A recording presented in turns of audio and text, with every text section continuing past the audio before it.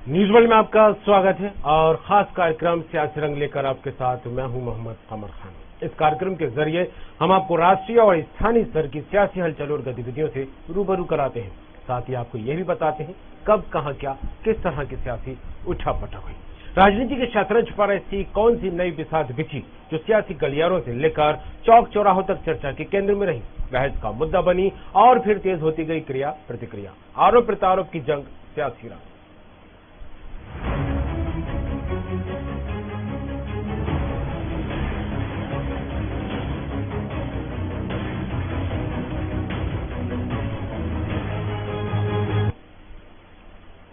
मध्य प्रदेश के सियासी गलियारों में इन दिनों पोस्टर वार की राजनीति देखने को मिल रही है। मध्य प्रदेश के पूर्व मुख्यमंत्री कमलनाथ का एक पोस्टर सोशल मीडिया पर वायरल हो रहा है। जन्माष्टमी से पहले वायरल हो रहे इस पोस्टर में कमलनाथ को अर्जुन बताया गया है। इसे लेकर प्रदेश के गृह मंत्री डॉक्टर नरोत्तम मिश्रा ने कमलनाथ के वायरल पोस्टर पर कहा है कि अर्जुन ने ऐसी हालत नहीं की थी, सेना की जैसी हो गई है।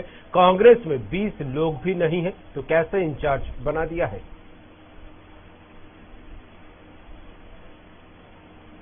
अर्जुन ने ऐसी हालत तो नहीं की थी, सेना की जैसी हो गई है। पता नहीं छापने वाले ने छाप दिए शायद मिलन के साथ बिछोड़े, अन्यथा कभी इस रूप में तो नहीं छापते। कभी सुंदर कांड करते हैं, कभी कृष्ण दरबार सजाते हैं। कुछ लोग होते हैं ऐसे जो हालात देखकर बाजार लगाते हैं। मेरे ख्याल से तो यही सब कुछ है। और खबर पर बात करेंगे, नीरज श्रीवास्तव हमारे साथ जुड़ गए हैं, भोपाल संवाददाता। नीरज, जब जब सियासी माहौल गर्माता दिखाई देता है और जब जब चुनावी माहौल बनता दिखाई देता है तो कहीं ना कहीं अब सोशल मीडिया पर जिस तरह देखे पोस्टर वार लगातार देखने को मिलने लगे, चाहे बीजेपी की बात हो या फिर कांग्रेस की। और ऐसे ही कमलनाथ का जो एक पोस्टर सोशल मीडिया पर लगातार वायरल होता दिखाई दे रहा है, उसमें कमलनाथ को अर्जुन बताया गया और ऐसे में बीजेपी तंजकशी करने से भी बाज नहीं आ रही है। क्या मायने निकाले जाए इन बातों के?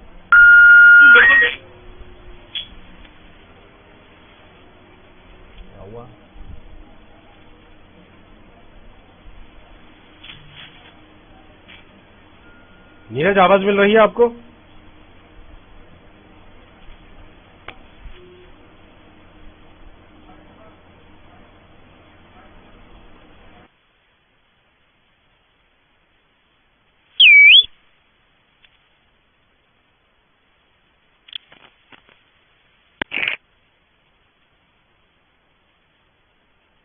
देखने को मिल रहा है और कमलनाथ को एक पोस्टर में अर्जुन बताया गया और इसको लेकर बीजेपी कांग्रेस पर हमलावर होती दिखाई दिया और मध्य प्रदेश के गृह मंत्री डॉक्टर नरोत्तम मिश्रा ने इन पर तंज कसा कांग्रेस पर और कहा कि अर्जुन तो ऐसे नहीं थे, अर्जुन ने ऐसी हालत नहीं की थी, सेना की जैसी हो गई है। कांग्रेस में 20 लोग भी नहीं है तो कैसे इंचार्ज बना दिया है। नीरज श्रीवास्तव हमारे साथ जुड़ गए। नीरज, पोस्टर वार इन दिनों मध्य प्रदेश में देखने को मिल रहा, खास करके भोपाल में जिस तरह से सियासत लगातार गरमाई हुई है कमलनाथ के पोस्टर को लेकर, क्या कुछ सियासी मायने निकाले जाए? जी बिल्कुल, देखिए कंवर, चुनावी माहौल है और अभी राम मंदिर का भूमि पूजन जो है संपन्न हुआ है, तो वहाँ कहीं ना कहीं राम मंदिर के भूमि पूजन के बाद से जो भगवान जो है सियासत का एक केंद्र बिंदु बन गए हैं। इससे पहले भी भगवान कई बार, ऐसा नहीं पहली बार बने हुए, इससे पहले भी कई बार कभी राम, कभी हनुमान, कभी शिव, तो इनको भगवान को जो है सियासत में लाया जाता रहा है। और अब एक नया पोस्टर जो है सोशल मीडिया पर वायरल हुआ जिसमें पूर्व मुख्यमंत्री कमलनाथ को जो है अर्जुन की तरह दर्शाया गया। अब उसको लेकर भी सियासत जो है शुरू हो गई है। कहीं ना कहीं जो गृह मंत्री नरोत्तम मिश्रा हैं, उन्होंने सीधा सीधा निशाना साधा कमलनाथ पर और तंज, ये इसको तंज भी कहेंगे कि उनने एक प्रकार का तंज यहाँ पर कांग्रेस पर कसा है। और उनका साफ तौर से कहना था कि कमलनाथ के पास अब सैनिक ही नहीं बचे हैं और इस तरह की सेना जो है कमलनाथ ने पूरी मिटा दी है। अब 20 लोग कांग्रेस के पास नहीं बचे हैं जिससे कांग्रेस अब आगे की राजनीति कर सके। तो कहीं ना कहीं जो सियासत के बीच में भगवान का आना एक आम बात है और अब इसको लेकर काफी सियासत जो है तेज हो चुकी है। जी चलिए बिल्कुल अब देखने वाली बात होगी। हालांकि जिस तरह से तंजकशी हो रही है, आरोप लगाए जा रहे हैं, प्रत्यारोप का दौर भी लगातार जारी है, क्या कुछ आगामी दिनों में सियासी तस्वीरें सामने आती हैं। तमाम बात के लिए नीरज आपका शुक्रिया।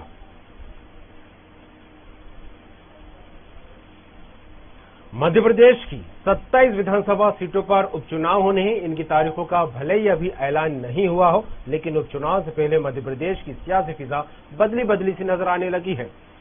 सूबे में हिंदू वोटरों को साधने के लिए सियासतदार सॉफ्ट हिंदुत्व की राजनीति से अपनी सियासी रोटियां सेकते नजर आने लगे। कांग्रेस हनुमान और भगवान श्री कृष्ण के बाद अब गौशाला और रामपथ गमन का मुद्दा उठाकर बीजेपी सरकार पर निशाना साध रही है। पार्टी के कार्यकारी अध्यक्ष जीतू पटवारी ने प्रदेश सरकार पर सवाल खड़े करते हुए कहा है, भाजपा गौमाता के नाम पर राजनीति करती है। प्रदेश ने गौशाला के रख रखाव का बजट शून्य के बराबर कर दिया है। साथ ही उन्होंने कहा, कांग्रेस रामपथ गमन मार्ग को भव्य रूप देना चाहती थी, लेकिन बीजेपी उसे रोकने का काम कर रही है।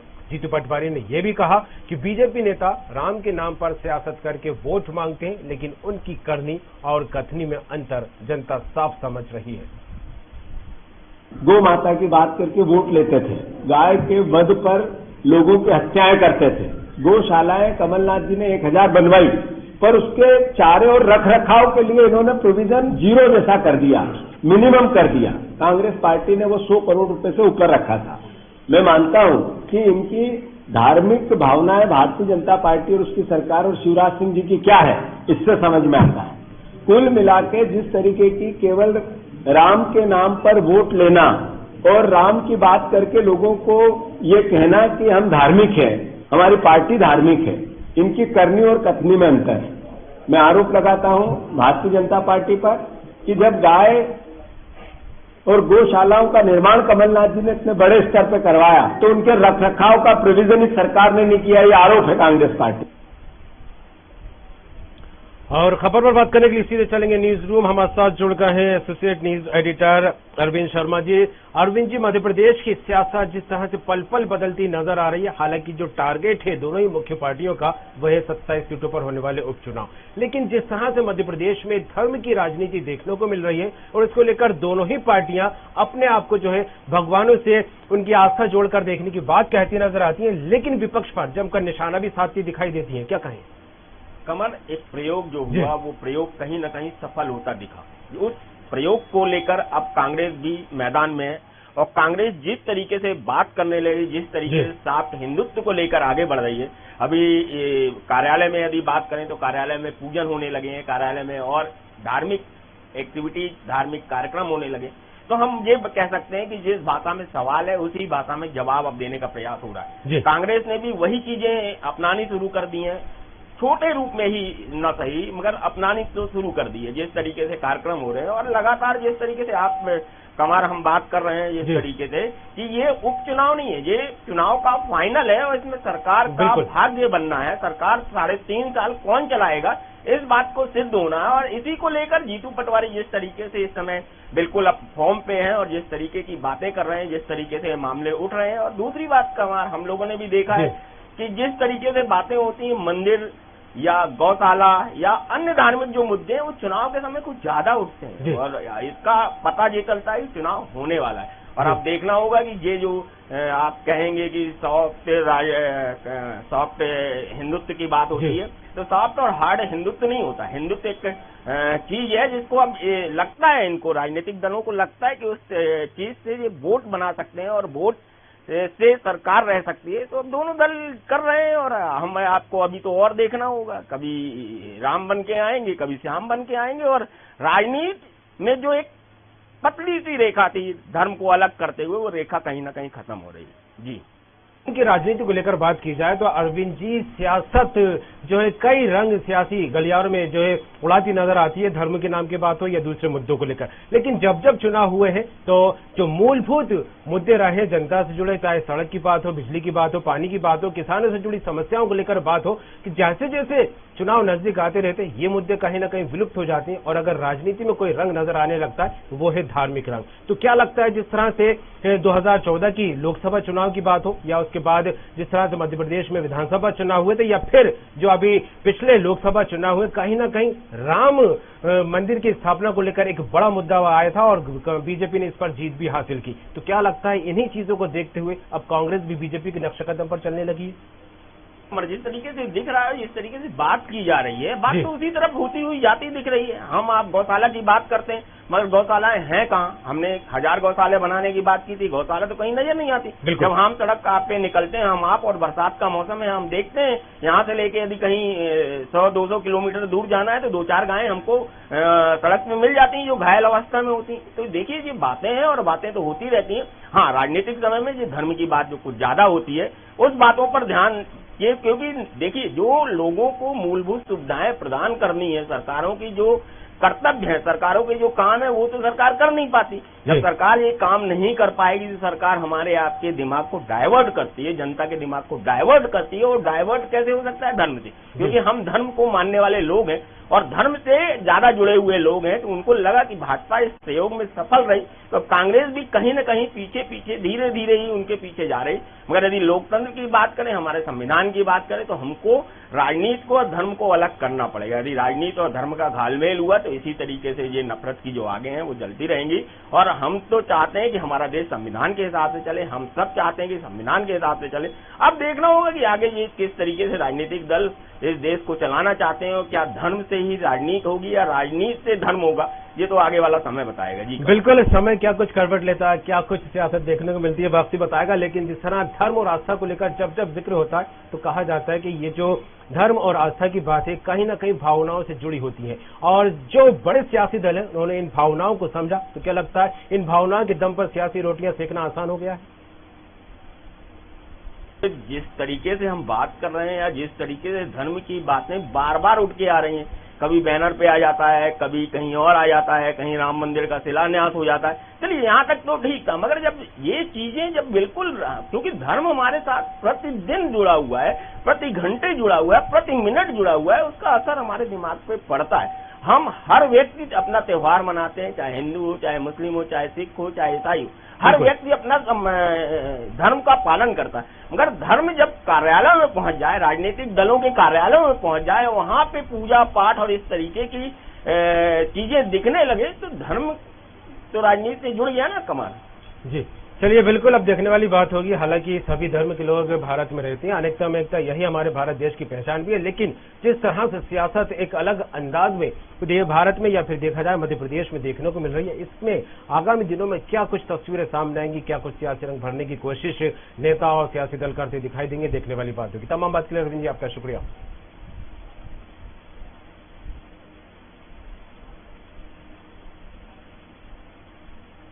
ग्वालियर में राज्यसभा सांसद और प्रदेश के पिछड़ा वर्ग के अध्यक्ष राजमणि पटेल ने बीजेपी पर निशाना साधा। उन्होंने कहा, बीजेपी किसान, गरीब और दलितों के साथ विश्वासघात कर रही है। बीजेपी गोडसे की विचारधारा की पार्टी है, प्रजातांत्रिक नीतियों पर पार्टी का भरोसा नहीं है। राजमणि पटेल ने कहा, हम गांव-गांव जाकर प्रजातंत्र कमजोर करने वाली बीजेपी के बारे में लोगों को बताने के लिए अभियान चलाएंगे।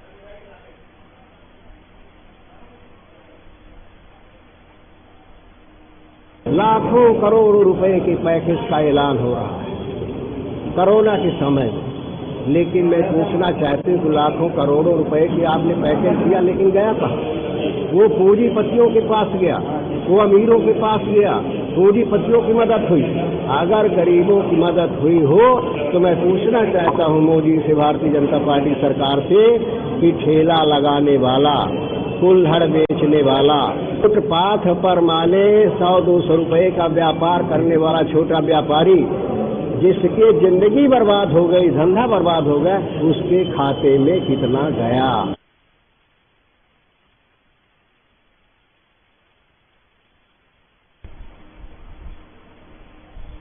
और खबर पर बात करेंगे, गजेंद्र नील हमारे साथ जुड़ गए हैं, ग्वालियर संवाददाता। गजेंद्र, जिस तरह से विचारधारा की लड़ाई दोनों ही पार्टियों में अक्सर देखने को मिलती है और अब इसी विचारधारा को लेकर एक अलग अंदाज में रार भी देखने को मिल रही है, और जिस तरह से बीजेपी पर कांग्रेस निशाना साध रही है, क्या कुछ सियासी मायने निकाले?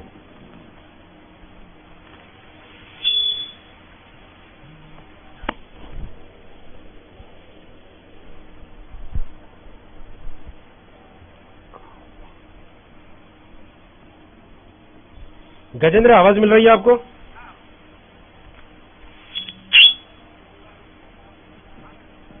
गजेंद्र, अब तक मेरी आवाज पहुंच रही है?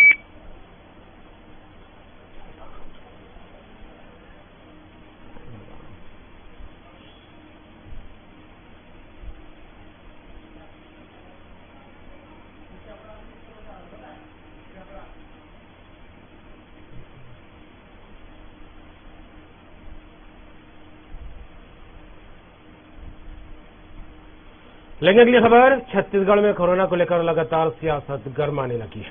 सरकार की बात की जाए तो कोरोना से निपटने के लिए हर संभव प्रयास कर रही है। कृषि मंत्री रविंद्र चौबे ने बताया, टेस्टिंग की सुविधा, बिस्तरों की सुविधा, हर तरह की सुविधा राज्य सरकार द्वारा की गई है।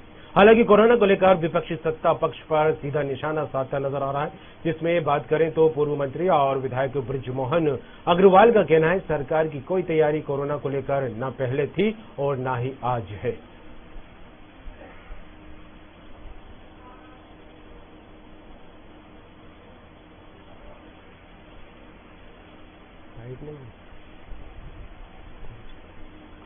और इस खबर पर बात करेंगे, हमारे साथ जुड़ गई हैं निधि प्रसाद, रायपुर संवाददाता। निधि, मुद्दों की सियासत को लेकर बात की जाए तो बीजेपी लगातार कांग्रेस की भूपेश सरकार पर हमलावर होती दिखाई देती है, लेकिन अब कोरोना को लेकर भी कहीं न कहीं सियासी जंग लगातार देखने को मिल रही है और ऐसे में लगातार बीजेपी सरकार पर असुविधाएं और व्यवस्थाओं को जो है सही अंजाम नहीं देने का आरोप कोरोना काल में लगाती रही है। क्या कहीं से लेकर?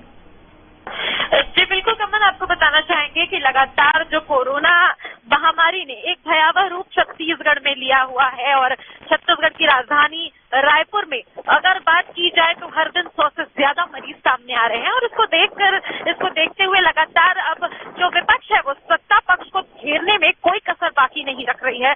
लगातार आरोप लगा रही है कि कोरोना काल में जो सरकार है वो कहीं ना कहीं विफल साबित हुई है। किसी तरह की कोई कोशिश नहीं की जा रही है सरकार द्वारा कि इसकी रोकथाम जो है वो की जा सके, कोरोना के संक्रमण में कमी आए। लगातार जो सरकार पर आरोप लगाने का कार्य विपक्ष कर रही है। पर वहीं अगर बात करें तो कृषि मंत्री रविंद्र चौबे ने जानकारी देते हुए बताया कि कोरोना के मामले में हर तरह से सरकार संभव प्रयास कर रही है। बावजूद इसके अगर मरीज पॉजिटिव आ रहे हैं उसके बाद भी हमें उम्मीद है कि आगे चलकर जो कोरोना से लड़ाई होगी उसमें हम जीत पाएंगे, इस जंग को हम जीत पाएंगे और जल्द ही कोरोना की जो महामारी है वो एक तरह से जाती हुई नजर आएगी। लेकिन वहीं अगर बृजमोहन जी की बात करें तो बृजमोहन अग्रवाल का इसमें कहना है कि जो सरकार है उसने किसी भी तरह की तैयारी कोरोना से लड़ने के नहीं की हुई है और उसका यही नतीजा है कि आज जो रायपुर या फिर पूरे प्रदेश की हालत है वो इसी वजह से क्योंकि राज्य सरकार ने किसी तरह का कोई कार्य या किसी तरह का कोई व्यवस्था नहीं किया है कोरोना से बचने के लिए। अगर लॉकडाउन किया गया है तो उस लॉकडाउन की स्थिति उस लॉकडाउन की अवधि में उन्हें कोरोना से निपटने के लिए कई तरह के इंतजामात और कार्य कर लेने चाहिए, लेकिन लॉकडाउन के बावजूद भी सरकार ने ऐसा कुछ भी नहीं किया। पूर्ण तरह से ये जो सरकार है वो ठप हो चुकी है, विफल हो चुकी है और कोरोना के जो आंकड़े आप लगातार देख रहे हैं उसे देखते हुए अनुमान लगाया जा सकता है कि किस तरह से कोरोना के कार्य में सरकार फेल होती नजर आई है। जी कमर, कितनी पास, लेकिन कोरोना के लगातार मामले सामने आ रहे हैं निधि और लगातार मृतकों की संख्या भी बढ़ती दिखाई दे रही है छत्तीसगढ़ में। लेकिन जिस तरह से दम भरती दिखाई दे रही है भूपेश बघेल सरकार की व्यवस्थाओं को लेकर माकूल इंतजाम किए गए, तो वहीं अव्यवस्थाओं का आरोप भी लगातार बीजेपी आरोप लगाती दिखाई दे रही है। फिलहाल देखने वाली बात होगी कि आगामी दिनों में क्या कुछ तस्वीर सामने आती है। तमाम बात के लिए आपका शुक्रिया। छत्तीसगढ़ की कोटा विधायक रेणु जोगी ने मरवाही उपचुनाव को लेकर गोरेला पेंड्रा मरवाही जिले में कांग्रेस के नेताओं के ताबड़तोड़ दौरों को लेकर निशाना साधा। उन्होंने कहा, मरवाही में इतने कांग्रेसी नेताओं और मंत्रियों के दौरे हो रहे हैं, इसका कितना असर हुआ है ये तो मरवाही का चुनाव परिणाम ही बताएगा। रेणु जोगी ने कहा है कि 2008 में कोटा में मेरे उपचुनाव के जैसी स्थिति की पुनरावृत्ति हो रही थी और दिए हुए तूफान की कहानी दोहराई जा रही थी और मैं आशा करती हूं दिया जलता रहेगा, क्योंकि ये साधारण दिया नहीं है बल्कि स्वर्गीय अजीत जोगी ने मरवाही के प्यार, मेहनत और विकास के सपनों का दिया है, इसको हम बुझने नहीं देंगे।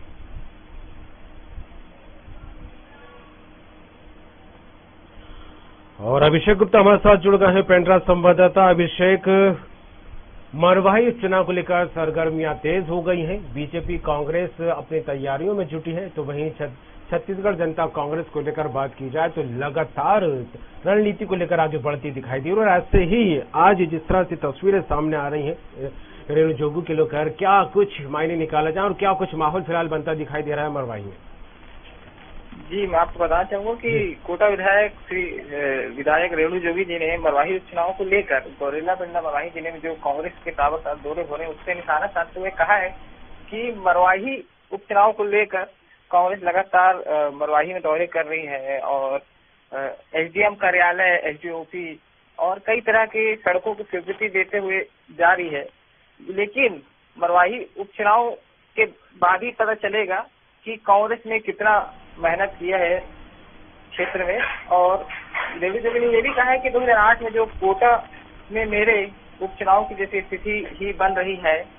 रेणु जोगी जी ने 2008 में उपचुनाव लड़ा था कोटा से, जहां पर उन्होंने जीत मिली थी और उस समय भाजपा की सरकार थी और भाजपा की लगातार ताबड़तोड़ दौरे हुए थे।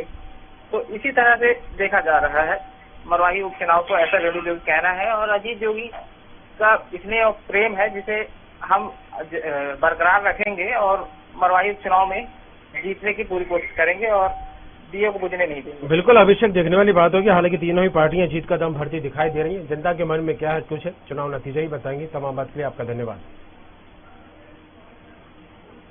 और इसी के साथ इस खास कार्यक्रम सियासी रंग में फिलहाल इतना ही। ताजा अपडेट्स और बाकी खबरों के लिए देखते रहिए न्यूज़ वाइड।